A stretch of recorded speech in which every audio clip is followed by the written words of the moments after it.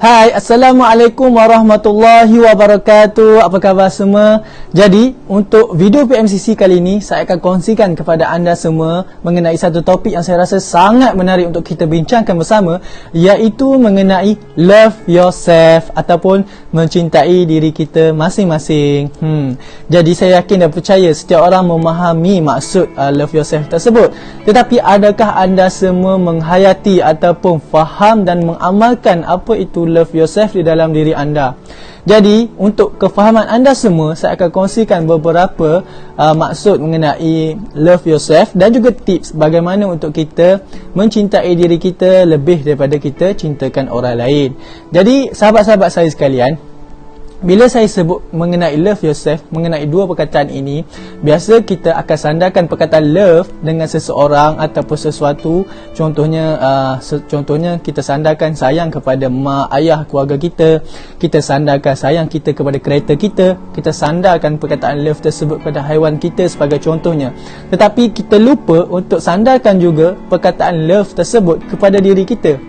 Ia sangat penting kerana diri kita banyak bersama-sama dengan kita dalam menghadapi rintangan kehidupan ini. Hanya diri kita sahaja yang faham tentang diri kita dan bukan orang lain. Orang lain hanya mampu menjadi pemudah bicara ataupun orang yang mampu membantu dari segi faktor luaran. Tapi dalaman, kita yang perlu memupuk dan membina diri kita sendiri.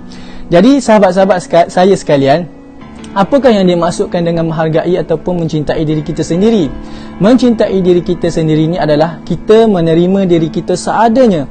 Baik buruk tentang diri kita, apa yang buruk kita perbaikan, apa yang telah baik tentang diri kita, kita cuba tambah baik untuk menjadi lebih baik.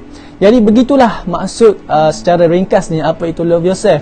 Kita kurangkan kritik diri kita, kita kurangkan membenci diri kita kerana banyak faktor yang menyebabkan seseorang itu benci pada diri mereka. Ada orang yang begini kerana mempunyai masalah tertentu.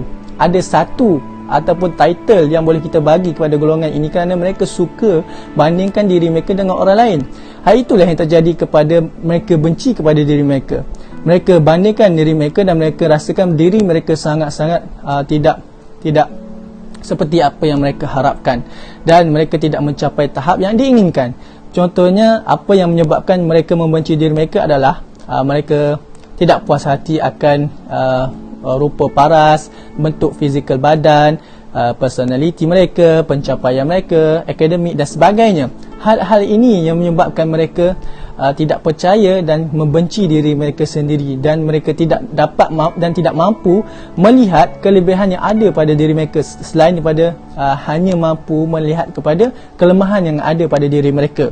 Jadi secara ringkas yang saya boleh berikan adalah kita perlu menerima diri kita seadanya. Kita kena faham diri kita seadanya. Kitalah yang memupuk dan membina diri kita. Kitalah yang mendidik diri kita.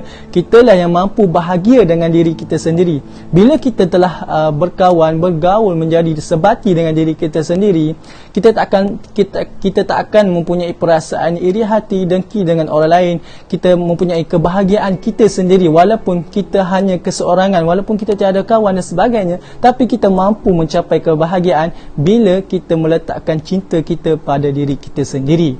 Jadi saya akan kongsikan kepada anda semua 3 tips bagaimana untuk mempunyai perasaan iri hati, dengki dengan orang lain.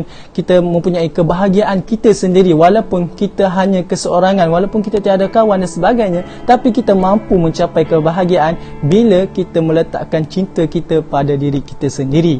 Jadi saya akan kongsikan kepada anda semua 3 tips bagaimana untuk kita mencintai diri kita sendiri dan mengekalkan perasaan cinta kepada diri kita sendiri itu. Jadi yang pertamanya adalah kita perlu bagi tahu pada diri kita apa yang kita suka tentang diri kita. Jarang manusia sekarang ataupun kita untuk mengenali apa itu kelebihan kita. Kita sering nampak akan kurangan diri kita, bukan? Kita sering melihat kepada apa yang kita tidak ada berbanding dengan orang lain.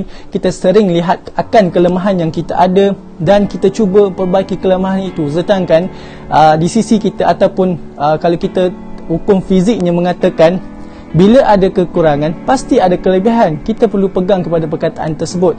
Setiap yang berlawanan pasti akan bertemu.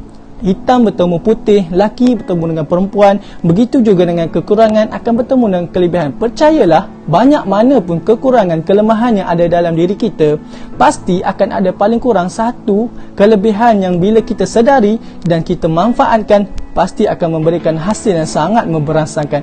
Cumanya kita tidak mampu dan kita tidak cuba mengeksplor ataupun mengenal pasti kelebihan dan kebolehan yang ada pada diri kita.